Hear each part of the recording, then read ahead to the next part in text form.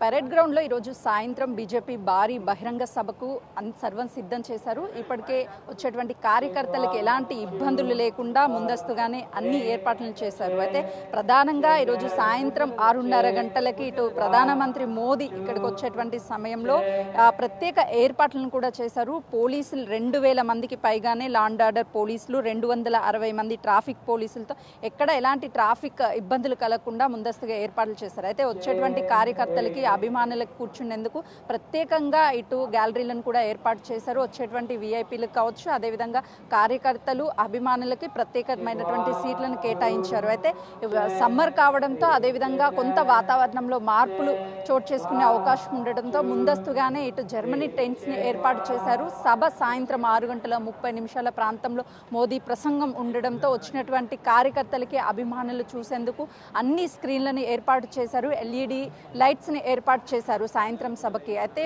పూర్తిగా security, high సెక్యూరిటీని ఏర్పాటు చేశారు.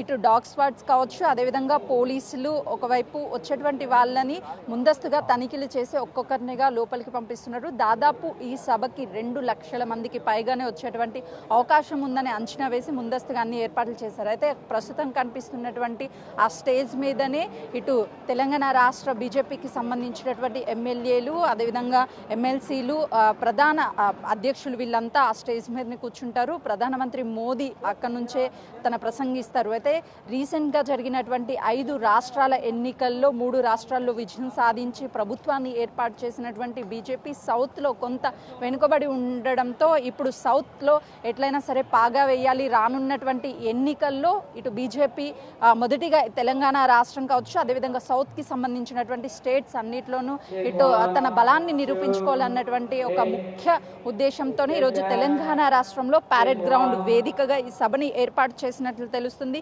ఈ సభలో ప్రధానమంత్రి ఏం ప్రసంగిస్తారు అనేది కొంత ఆసక్తికరంగా మారింది. ఎందుకంటే పశ్చిమ బెంగాల్కి సంబంధించి దాదాపు కొన్ని సంవత్సరాల పాటు రాష్ట్రాన్ని పాలించినటువంటి ప్రభుత్వాన్ని కూలగొట్టి అక్కడ బీజేపీ ప్రభుత్వాన్ని ఏ విధంగా కైవసం చేసుకున్నారో అదే వ్యూహంతో తెలంగాణ రాష్ట్రంతో పాటు సౌత్లో ఉన్నటువంటి స్టేట్స్లో ఇటు బీజేపీ ప్రభుత్వం పాగా వేయాలి.